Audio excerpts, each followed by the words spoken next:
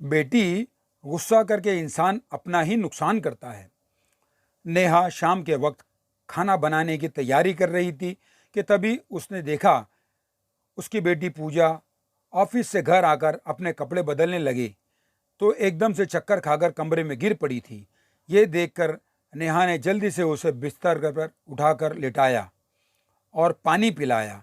पानी पीकर जब उसे कुछ राहत महसूस हुई तब नेहा उसके लिए जल्दी से फलों की सलाद बनाकर लाई और उसे अपने हाथों से खिलाने लगी। तब पूजा बोली, मुझे नहीं खाना, अभी मुझे भूख नहीं है। ये सुनकर नेहा दुखी हो गई थी। पूजा उसकी इकलौती बेटी थी जिसे उन्होंने और उसके पति नरेश ने बेहद लाड़ प्यार से पाला था।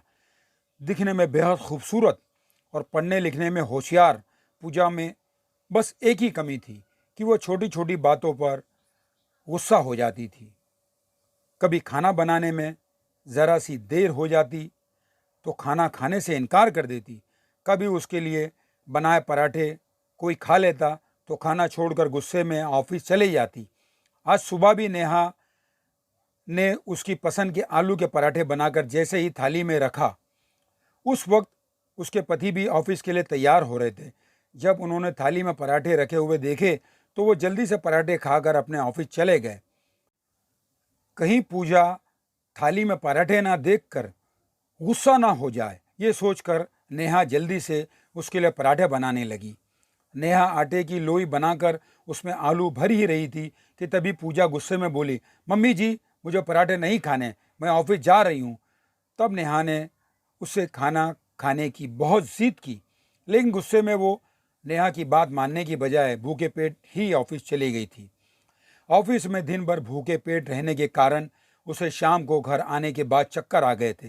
ये देखकर जब पूजा उसे प्यार से समझाते हुए बोली, बेटी, छोटी छोटी बातों पर गुस्सा करना ठीक नहीं है।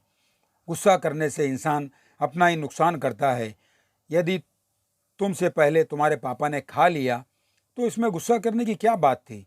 तुम्हारी अच्छी परवरिश हो इसलिए वो अपनी नींद त्याग कर ऑफिस में काम करते हैं। आज उन्होंने तुम्हारे पराठे खा लिए, तुम्हें इसी बात पर गुस्सा आ गया। भगवान का शुक्र है कि तुम्हें घर आने के बाद चक्कर आए।